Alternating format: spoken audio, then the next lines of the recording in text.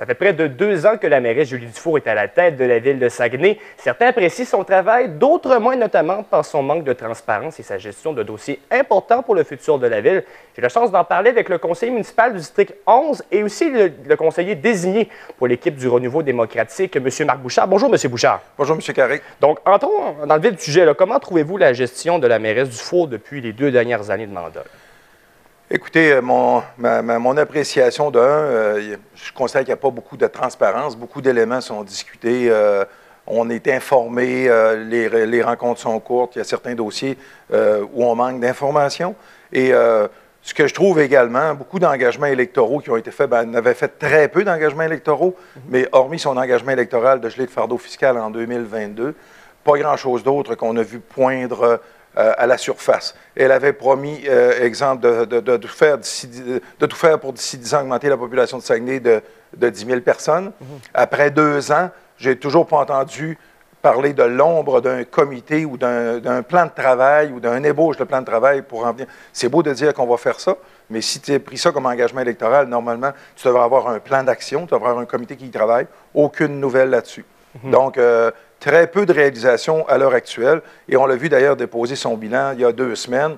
Et dans son bilan, tout le monde, même certains médias avec qui j'ai discuté, étaient très étonnés de voir apparaître dans son bilan l'aérogare de Bagotville, par exemple, qui est commencé à construire depuis 3 ans, qui est sur le point d'être terminé.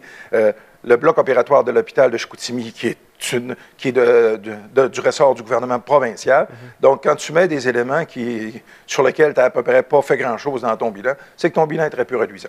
Vous avez aussi récemment sorti en compagnie de certains de vos confrères pour être davantage consulté pour le dossier du futur du centre-ville de Chicoutimi. Pourquoi vous jugez ça important pour vous? Bien, écoutez, l'arrondissement de Chicoutimi, je suis quand même conseiller de l'arrondissement de Chicoutimi. On a le conseil d'arrondissement, on est 6 élus qui représentent l'arrondissement de Chicoutimi. Et c'est un peu... on manquait beaucoup d'informations. On a eu pas plus tard que ce matin une séance d'information avec une firme de consultants qui a travaillé là-dessus. On nous a sorti d'ailleurs éléments intéressants. Depuis 5-6 ans, il s'est fait à peu près 19 études ou consultations diverses sur l'avenir du centre-ville.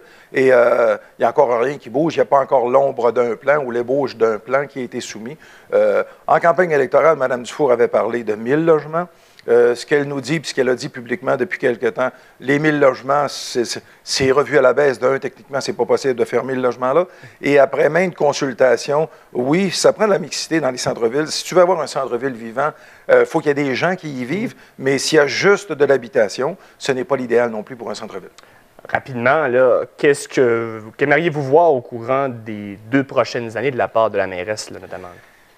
Écoutez, c'est qu'il y ait du travail qui se fasse sur les engagements qu'elle avait pris. Entre autres choses, on parlait d'augmenter la population, de travailler à augmenter la population, de travailler le centre-ville à améliorer le centre-ville. On nous parle de dégager une vision, ce qu'on a eu ce matin, qu'on va dégager une vision très prochainement. On va travailler à dégager une vision d'ici le début de janvier prochain. Moi, à mon sens, c'est 2 ans trop tard. Malheureusement, M. Bouchard, c'est tout le temps qu'on avait. Je vous remercie pour le temps que vous nous avez accordé aujourd'hui. Je vous souhaite aussi une bonne suite dans votre mandat. Quant à vous à la maison, merci d'avoir été là. Bonne fin de journée.